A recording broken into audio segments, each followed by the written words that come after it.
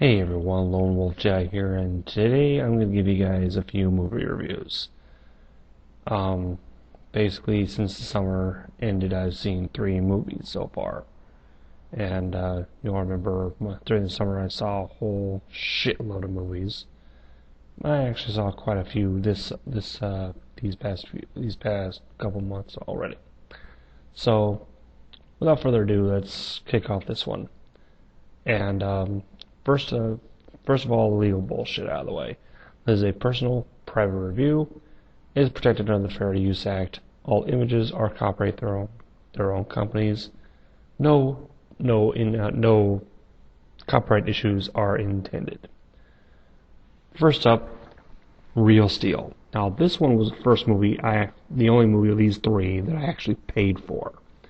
I mean, I live a good 15-20 minute bus ride from USC, University of Southern California, and they have their own little university village, and it has a movie theater called Flagship, and it's $5 a pop right there. So, well, depending on timing, basically the minimum is $5, and well, I saw the movie for 5. I took my nephew to see it, and it was $5 for each of us, and basically, it's like this. Hugh Jackman plays a former boxer who is now a robot boxing promoter. Because in the future, and this takes place in the near future, boxers are replaced by robots. And they're controlled on the outside by human beings. Now, when I saw this, I was like thinking, okay, and yes, I'm using the reference, it's Rock'em Sock'em Robots. Come on, you know, it's the same exact thing that we used to, a lot of us used to play when we were kids. And now, over the first portion of the movie, he finds out that an old flame of his has passed away and left his son. His son has, and he's going through a legal battle to have his son so he can sign over the rights to his son over to the son's aunt, which is he would be better off with her rather than with I'm just gonna call him Wolverine, because we all know that Hugh Jackman played Wolverine in the X-Men movies. So Wolverine signs custody over to the aunt, and he ends up going back to this gymnasium that he used to train at, where he gets his robots, and he uses his partner in crime is I'm gonna call her Kate. I'm gonna call her Kate from Lost, because she's played by the same actress who played Kate in Lost, and basically, and he gets his new robot, and the next robot fight, well, we see basically a Rock'em Sock'em Robots reference, because the robot gets his head. The robot that's taken on uppercuts him, takes the head off. Definitely Rock'em Sock'em Robots right there. So the kid is very smart, and he ends up. They go to find parts for a new robot, and he ends up finding an old what they call G2 sparring bot named Adam, and he goes through the underground. They end up fighting in the underground boxing, and they end up getting their first league fight against robots called the Twin Towers. Through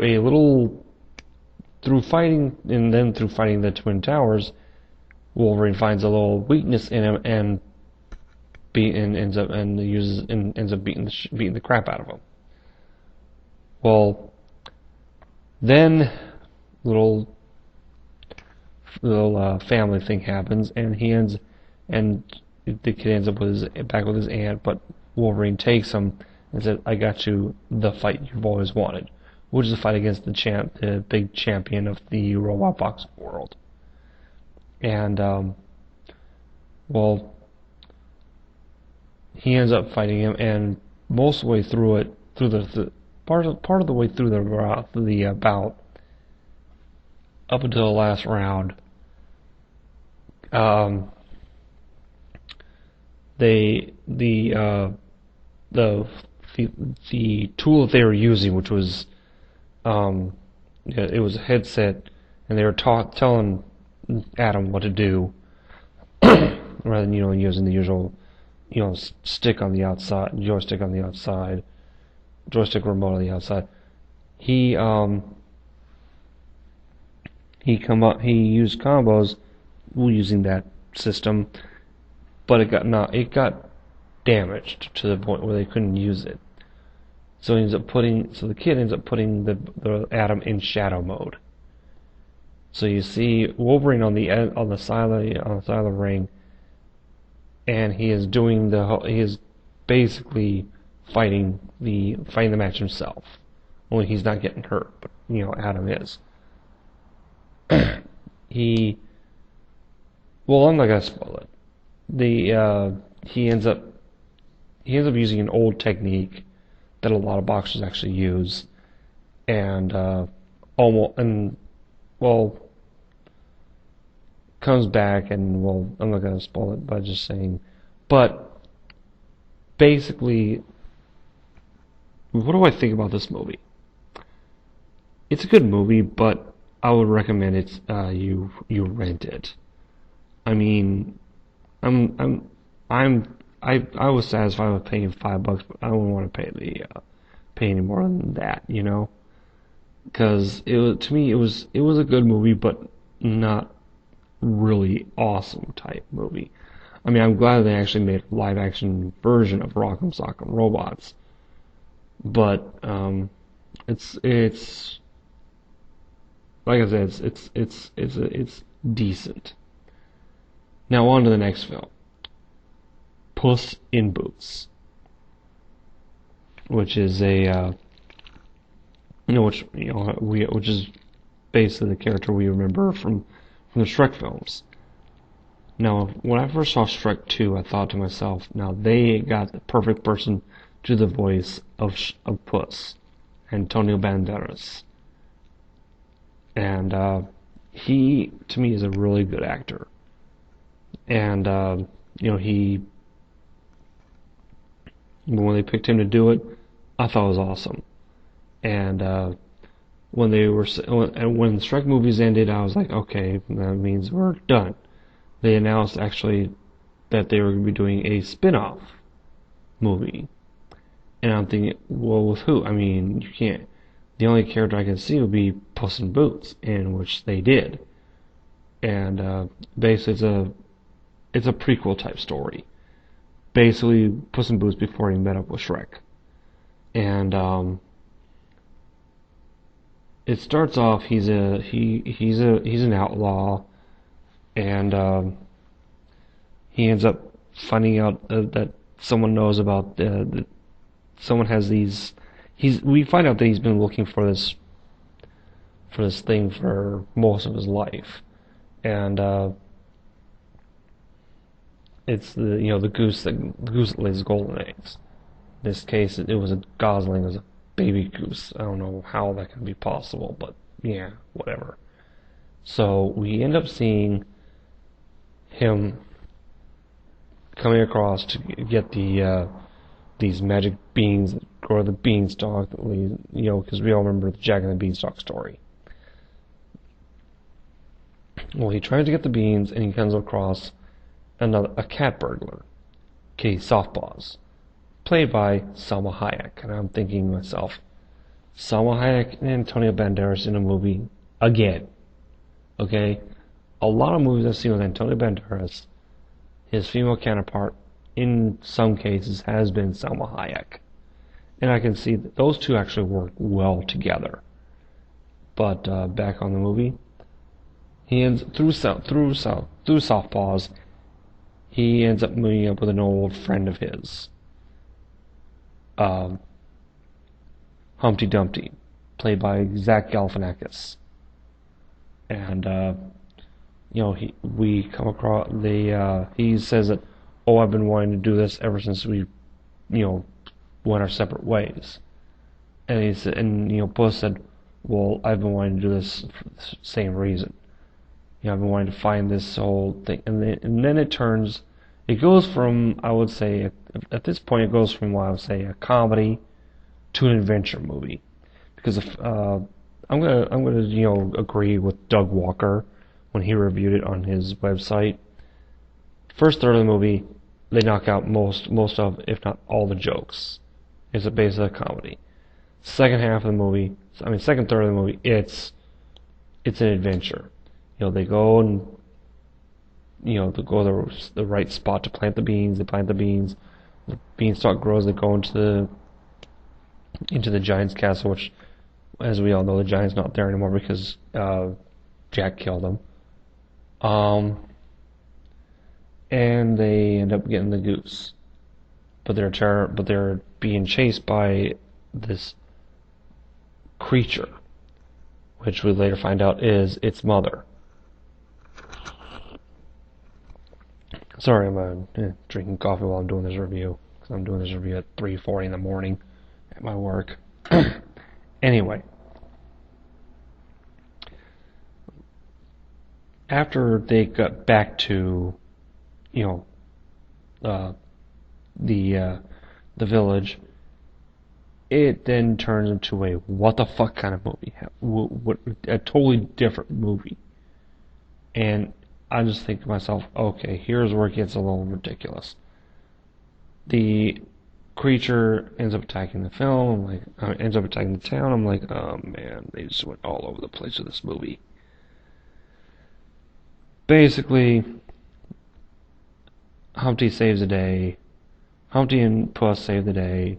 Puss is back to being an outlaw, and him and Kenny Softballs go, taking care of, go along on their adventures. Another thing I remember seeing is that this is something that was kind of funny that I said.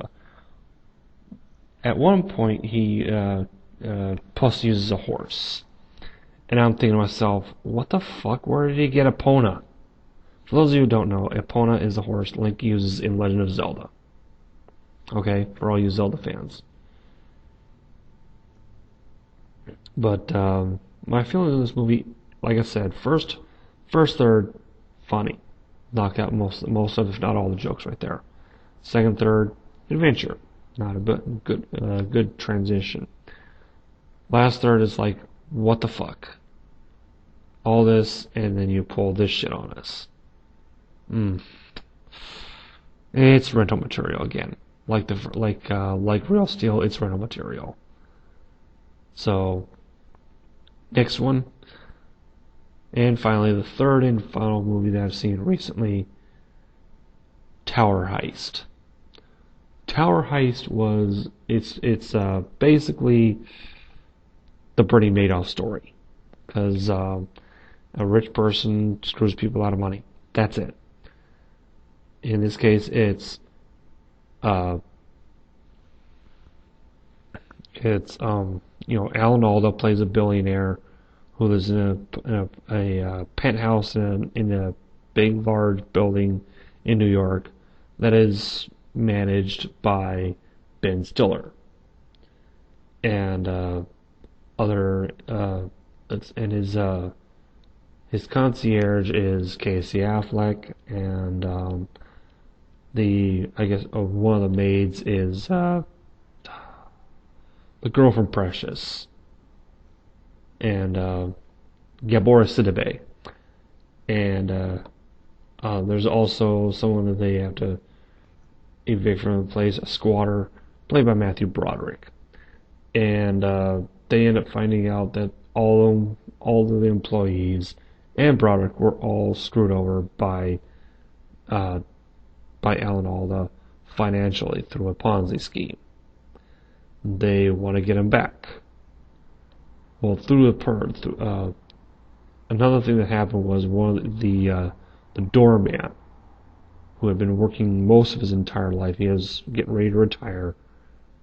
Found out that not only was his money that he was working for gone, but also the money that he also gave to another time gone. He was about ready to kill himself when New York's finest, when an off-duty member of New York's finest pulled him away from how he was going to kill himself. And that caused Ben Stiller going on a rampage at Alda's penthouse, and it was a rampage on a certain car. It was the Bullet Steve McQueen movie car, and he ends up getting fired, and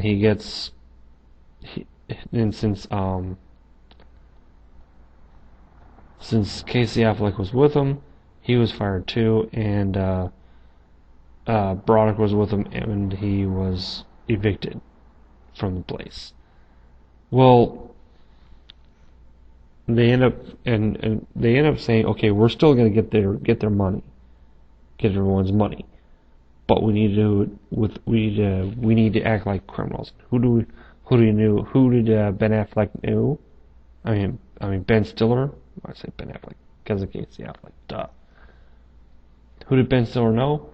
But Eddie Murphy. And I gotta say, in this movie, Eddie Murphy was classic Eddie Murphy. He was loud, cussing, and all that other shit. And I think that's to me is the best Eddie Murphy. Okay. Anyway, they end up going in, and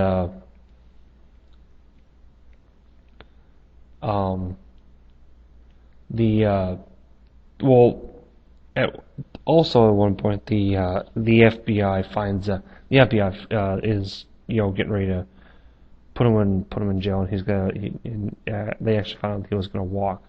The FBI agent is played by Téa Leoni, and he's keeping she's keeping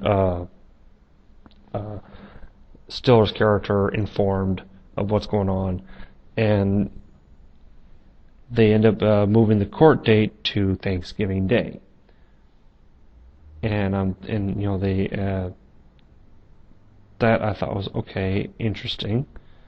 So they roll on Thanksgiving Day right outside the building runs the annual Macy's Thanksgiving Day parade. So they with everyone with their attention on the parade, they end up going up to Alda's penthouse. They also figure out that he probably has a wall safe somewhere, which they end up finding out that he did, but he didn't. The money was actually done a different way. I'm not going to spoil that for you. They end up trying to take the way out of there, and they end up running away, but they end up putting the money source somewhere else. Well, later on, they all get caught, and they're about to face federal charges when Stiller says, "Look, just let everyone else go. Just let everyone go. We wanted to do this because he did such and such." And they said, "Okay, we'll let everyone else go, but you were the mastermind behind this. You're going away." He said, "All right, fine." So they end up showing the last part, the remains of the money source was sent to the various people that were screwed over. Now, my opinion on this movie, personally, I like this movie. I thought it was one of my favorite Ben Stiller movies of all of them. My favorite, of course, being Night at the Museum, but this one ranks up there as one of the best. Also, like I said, Murphy was brilliant. It was classic Eddie Murphy. The one thing thought to myself when I saw him, Matthew Broderick, I thought to myself, God damn, Ferris Bueller got old. I mean, he was like, Broderick has gray hair, and I'm thinking to myself, shit. I mean, I'm 38, and I got gray hair myself. Okay? But he had more gray hair than I did. He had more gray hair in this movie than I do. And I just think to myself, it's okay, this movie, like I said, it was good. Would I recommend seeing it in theaters? Yeah, I would. Would I recommend buying it? Not too much. I would say maybe rent it, see it a couple of times. That's it. But yeah, those are my opinion on all those movies. I do plan on seeing the new Sherlock Holmes movie later on this month. Hopefully, I'll get a review of that one out. But until then, and before that, I'm actually gonna get a couple of video game reviews out, as well as maybe a couple of rants. So until then, this is LWJ saying thank you for watching, and I'll see you all next time. Take care of yourselves. You think you know me.